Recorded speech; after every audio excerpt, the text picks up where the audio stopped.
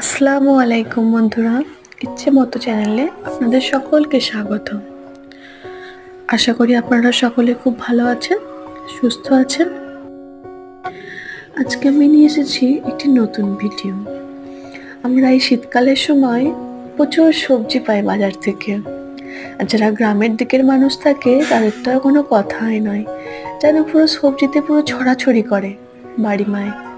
এই সময়তে বেগুন, কলাই, ফুলকপি, বাঁধাকপি, টমেটো, ধনেপাতা, মটরশুঁটি, কতই না সবজি। সবজিতে সবজি পুরো ভরা। নানান রকম খেতেও খুব ভালো লাগে, বানাতেও খুব ইচ্ছে হয়।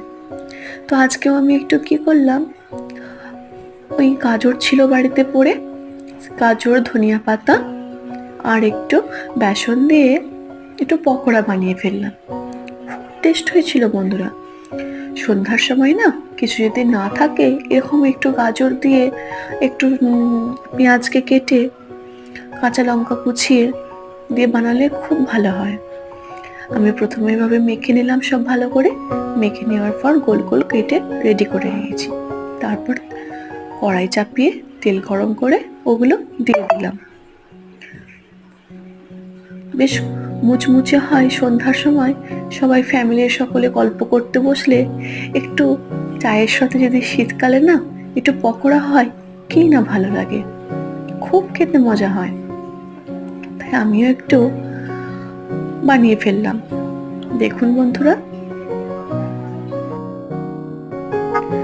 তবে আমি একটা টিপস দেব, যেটা আমি নিজে বুঝেছি রান্না করতে করতে বা অভিজ্ঞতা থেকে। বেশি জল দেবেন না।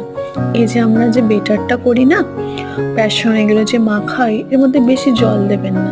তাতে করে কি হয়, ভিতরটা কাঁচা কাঁচা থেকে যায় একটু বেসনটা, তাতে করে খেতে ভালো লাগে না। যে একটা দোকানে যেমন আমরা পাই না মুচমুচে শক্ত, খেলে পরে এটা কড়াং কড়াং আওয়াজ পায়, সেটা বন্ধুরা এভাবেই সম্ভব। যেটা হলো একটু জল কম দেবেন, যতটা সম্ভব শুকনো শুকনো করে মাখার চেষ্টা করবেন। টিপে টিপে মেখে নিলে দেখবেন একদম মুচমুচে হয়েছে। হ্যাঁ, এটা আপনারাও বাড়িতে বানিয়ে দেখবেন। আমার পকোড়া রেডি হয়ে গেছে। তারপর আমি একটু মুড়ি নিয়ে চলে আসলাম। এসে আমার সন্ধ্যাবেলার স্ন্যাক্সটা আমি কমপ্লিট করলাম।